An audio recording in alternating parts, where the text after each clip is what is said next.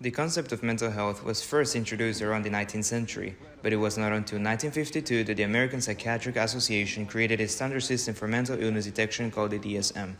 Consequently, given the modern nature of this area of study, ignorance about mental illnesses has overflowed popular culture, which has given rise to multiple stigmas and stereotypes about people who suffer from them.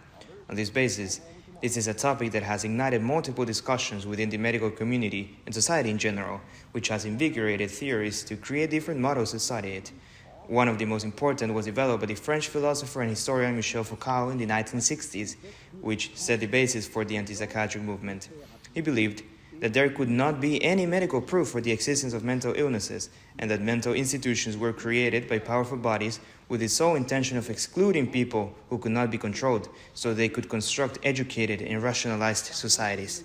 Foucault referred to mental institutions as panopticons, which is a concept first introduced by the English philosopher Jeremy Bentham, who describes them as places with a perfect central observation tower encircled by an annular building divided into individual cells.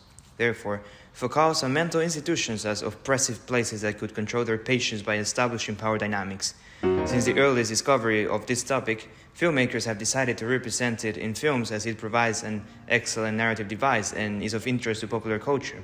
On this basis, filmmakers use different theoretical models to present their vision on mental health, which are accomplished with the implementation of different codes that could be interpreted by the audience according to Stuart Hall's reception theory. This theory suggests that communication media is composed of encoded messages intentionally added by the transmitters to incite specific reactions in the receptor, which is prone to position itself on a supporting or opposing position toward the code depending on its background. Hence, in this comparative study, I will be using Stuart Hall's reception theory to explore the representation of mental health institutions in film through Foucault's anti-psychiatry model. One Flew Over the Cuckoo's Nest is a film directed by Milos Forman and released in 1975 that presents the character of McMurphy, who is sent to a psychiatric institution after pretending madness to escape his committed felonies. Throughout the film, the audience is shown different codes that make them resonate with the anti-psychiatric model, such as an oppressive environment, malevolent nurses, debates on the sanity and insanity of the patients, and the violence exerted on them to keep power dynamics stable. Therefore, these codes marked American society's perception of psychiatry during the 1970s and, for example, prompted society's mistaken perception of electroconvulsive treatment in our modern days as a harmful procedure, when it has been demonstrated to be an effective method to treat major depressive disorder in our current times. On the other hand, Girl Interrupted is a film from 1999 directed by James Mangold that, at plain sight, appears to be a female-centric version of One Flew Over the Cuckoo's Nest, but in reality, it establishes some different codes to arrive at different conclusions through the anti-psychiatric model. This film presents the story of the character of Susanna, who suffers from borderline personality disorder and struggles on a personal journey of self-discovery, while we see the oppressive environment where she dwells for a year of her life, a mental institution.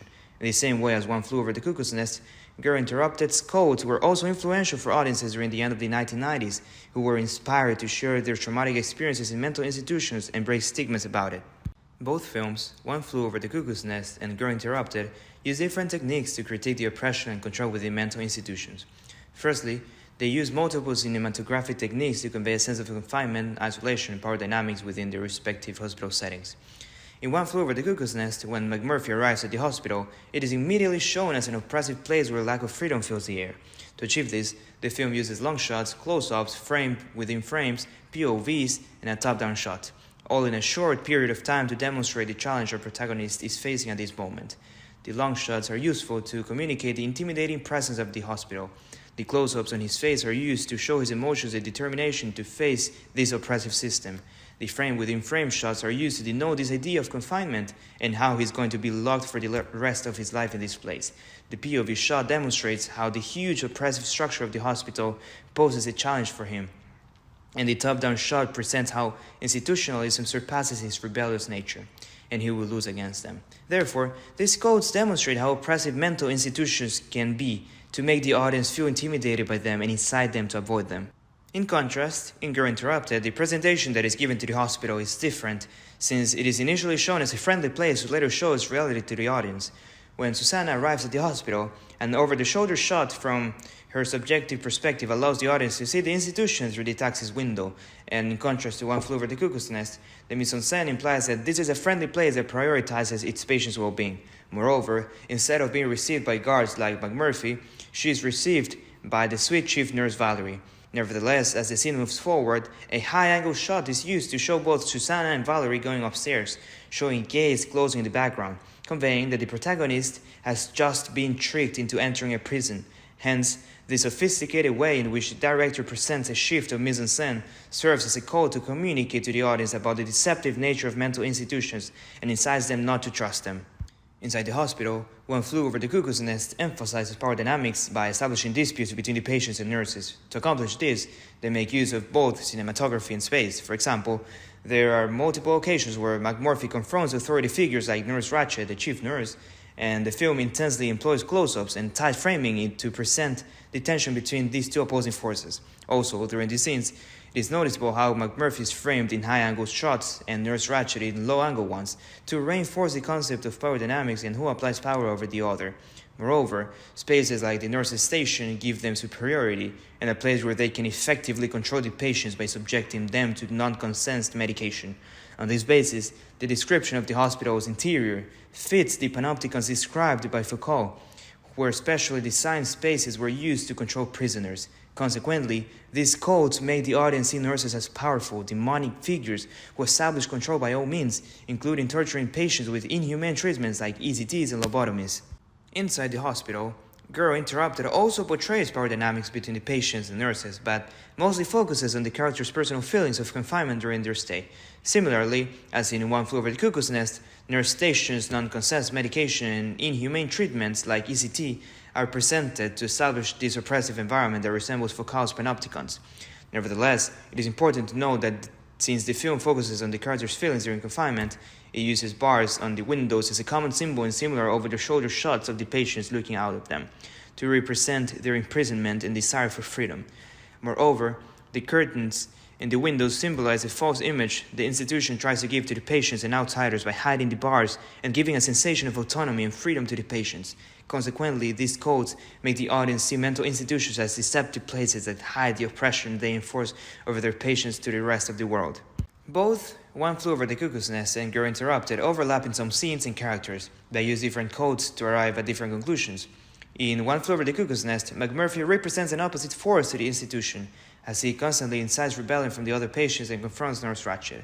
In this sense, we can consider that the personality given to him is a code intentionally added by the director to incite strong feelings of insurgency against mental institutions in 1970s American society.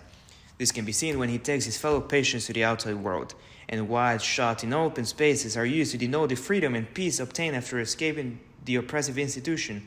Moreover, the color palette also changes, and more vibrant colors are used to convey the positivity and happiness the outside world provides. After the patients are taken back to the institution, McMurphy suffers the consequences for his actions, but continues to defy authority until this leads to his death. Hence, this contrast established between the real world and mental institutions environments communicate to the audience that mentally ill people could perfectly live out in the real world, but are excluded from it because they do not feel a perfect society model like Foucault theorized. Similarly to One Flew Over the Cuckoo's Nest, a rebellious character that opposes the power dynamics of the institution is used in Girl Interrupted, Lisa. She also incites insurgency from her fellow patients and confronts power dynamics in her disputes with Valerie. She also escapes the institution with Susanna, as McMurphy did with his friends. Nevertheless, there are different codes used to transmit different meanings. When Susanna and Lisa are in the outside world, pure tragedy surrounds them and they end up igniting Daisy's desire to commit suicide. Moreover, frame-within-frame shots of Susanna between bars are also used on the outside as they were used on the inside, communicating that even if they have escaped this oppressive institution, they still feel excluded from society and confined in their own being due to their mental state. Moreover, the color palette used is gloomy and dark to represent the negativeness that surrounds the characters wherever they are. Also, in contrast to One Flew Over the Cuckoo's Nest, when Susanna returns to the mental institution, she decides to change her mindset, which helps her to use the hospital as a healing place. Hence, this approach communicates to the audience that mental illness is real and affects people wherever they are and incites them to acknowledge it and seek help. After analyzing both films, it is evident that the directors were inspired in some way by the anti-psychiatric movement in the 1960s, as many quotes included in their films resemble some theories published by great antipsychiatric theorists like Michel Foucault. Nevertheless, it is pertinent to note that each film was mostly influenced to different extents by Foucault's theories. On one hand, One Flew Over the Cuckoo's Nest encompasses all the ideas developed by Foucault accurately, from the power dynamics to the rebellious spirit against institutionalism. Hence, this allows the film to invite the audience of the 1970s to rebel against mental institutions by portraying how these were guilty of inhuman sufferings of many people. On the other hand, Girl Interrupted, even though it also presents these power dynamics in confinement by resembling Foucault's panopticons, mostly focuses on personal journey of young women who acknowledge their mental illness and try to solve their problems within the institution, as the outside world does not welcome them.